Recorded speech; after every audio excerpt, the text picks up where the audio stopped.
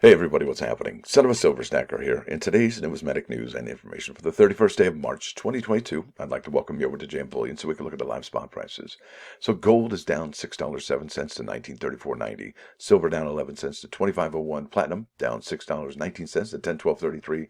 And palladium up $4.36 to 23.31. Even Steven, the in-stock silver, you're looking at 801 pieces. That's a little bit of a build, not too much. Now our next stop is the United States Mint, and would you look at that? The United States Mint came out with the 2023 American Women Quarters Honorees. So there's an additional 5 that we have out of 20 total for the 4-year series. So we are halfway done once we're completed with these 5. So let's go here to that particular press release from yesterday, March 30th. And this is out of Washington, D.C. The United States Mint is pleased to announce the following 2023 honorees for the American Women Quarters Program. First one here is Bessie Coleman.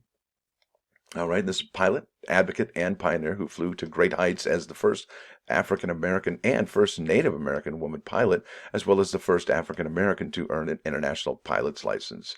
And did a little bit of reading about all of these women, and there's some incredible stories here.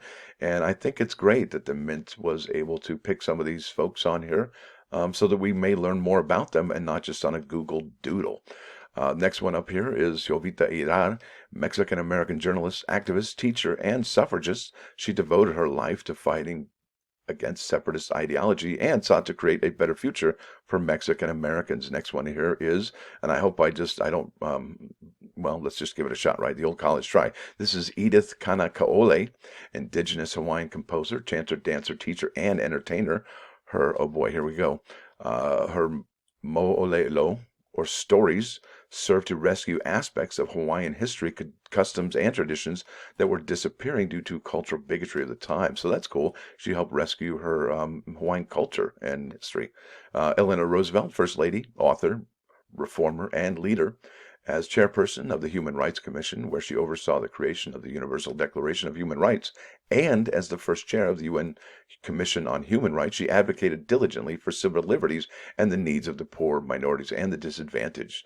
And then we have here Maria Tallchief, America's first prima ballerina. She broke barriers as a Native American ballerina who exhibited strength and resilience both on and off the stage.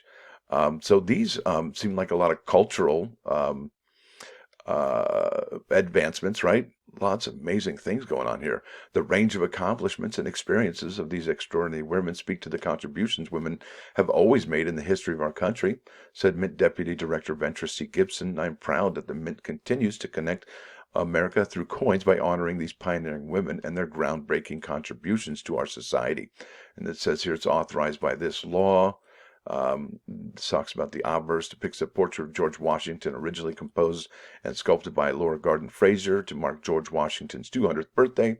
Though her work was a recommended design for the 32 quarter, then Treasury Secretary Mellon ultimately selected the now familiar John Flanagan design. And honestly, maybe then Treasury Secretary Mellon ultimately selected the now familiar John Flanagan design because, let's face it, the one by Laura Garden Fraser, it may have to be redesigned because of the cold sore error, right?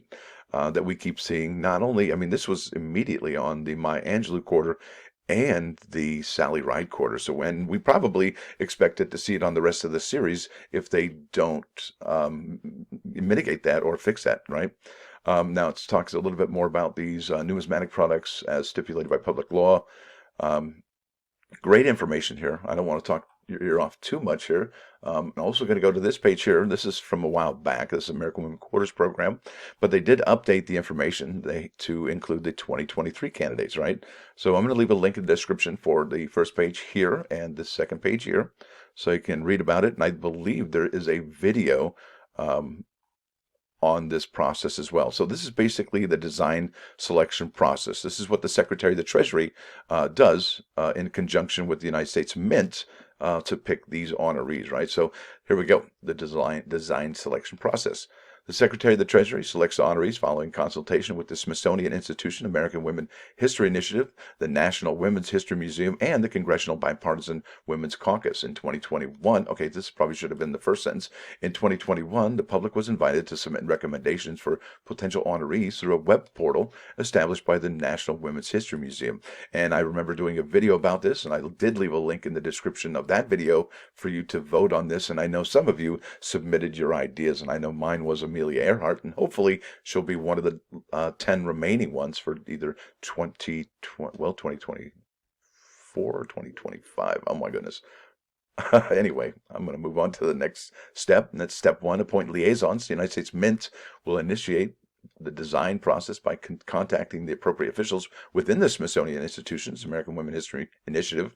Say that in a SIWHI, and the National Women's History Museum, hereafter referred to as legislative consultants, thank you very much, to appoint one or the more individuals to serve as the liaisons to the Mint for this COIN program.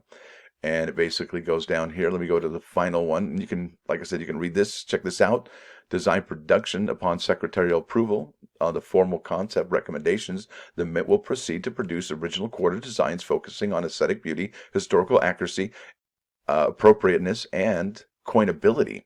The Mint will collaborate with its legislative consultants and other subject matter experts as appropriate to ensure historical accuracy and proper representation with respect to candidate designs. And then step 5 and 6 coming up here.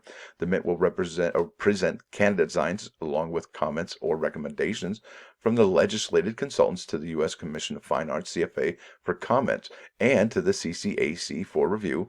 And the Mint will consider all comments and recommendations and modify the candidate designs as appropriate. Now, I think what we're going to be seeing soon will be the CCAC, right? Now that we have the 5 women for next year's quarters, the CCAC is going to be getting images of these women, and they'll review them and make those recommendations, right? So can't wait to see that. They're not there just yet, but I imagine they will be there probably within the next 5 to 6 months. Now, step 6, the Mint will present final candidate designs along with recommendations from all stakeholders to the Secretary for final design selection. So that goes to Janet Yellen. So there you go. Like I said, I'll leave a link in the description for this. Now let's go over to the +1 for today, and that is taken from Psalms 37, 30, and 31. It says here, and I'm not sure who this is from right away, and I apologize, and I will leave a link in the description for this one as well, but it's really faint up here. The mouth of the righteous speaks wisdom, and his tongue talks of justice. The law of his God is in his heart. None of his steps shall slide or falter, right? So he keeps on keeping on with the praise from the Lord above, right? What song is that from? Anyway, folks, I want to thank you all for watching. Thanks for dropping by. Don't forget to hit the like button. And if you do like what you hear and see, please subscribe to the channel. It's free. Son of a Silver Stacker, out.